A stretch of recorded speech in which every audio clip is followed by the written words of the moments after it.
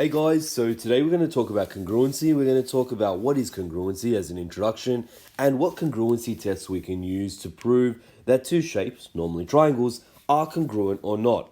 Some of the previous knowledge that you need to know is geometric properties of shapes, including triangles and quadrilaterals, transformations, and translations. Let's go on to what is congruency. So the general definition of congruency is that congruent figures are the same shape and size. Very important to remember that. They're the same shape and size. Not different sizes, but the same shape. No, they are identical in their shape and size. When one is placed on top of the other, they coincide exactly, like these two shapes below. Now, I can't say that they are squares because I haven't measured them exactly, but let's call them quadrilaterals. These two quadrilaterals are identical, and I know that because I drew one and copied and pasted the other one. Ideally, one of the more tedious ways of finding out whether two shapes are identical or congruent is by measuring each side using a ruler and measuring each angle using a protractor and seeing if they're both the same. But we're going to go on today and we're going to talk about congruency tests and how we can figure out whether two shapes are really congruent or not.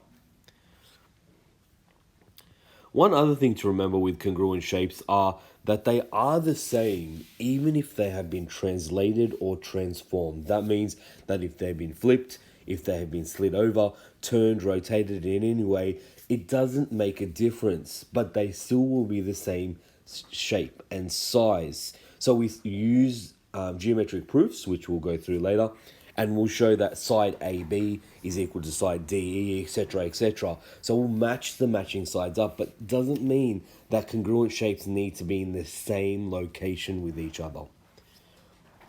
Now let's go through the congruency tests. These are the tests that I was discussing earlier that we use to make life easier to prove that two shapes are really congruent or meet minimum requirements.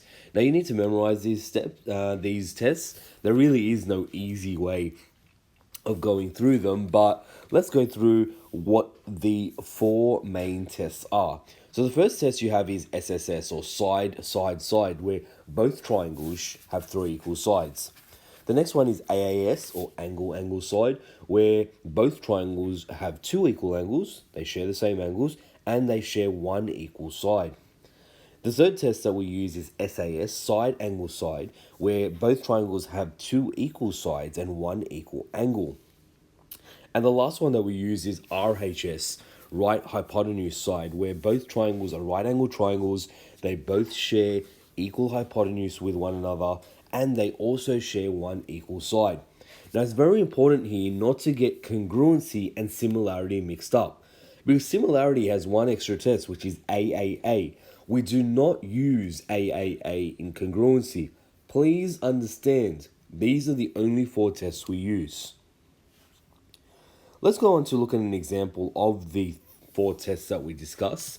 The first one was side, side, side. We can see that they're equal here by that has one line and the other one has one line. Two lines, three lines, meaning that three sides are equal. And this symbol here in the middle is the congruent symbol, meaning that the first triangle is congruent to the second triangle because of SSS. Again, the green triangles here, you have two equal sides, 1, 2, and you have one equal angle. Then the third test, you have your three equal angles, which is your single line one and your double line one, and you have your two equal sides with the congruency symbol in the middle. And then the last one, RHS. They're both right angles. I can see that with the 90 degrees in the corner. They both share a equal hypotenuse. I can see that with the double line there, and they both share one similar side. Hopefully that helps you. If you have any further questions, please don't hesitate to ask.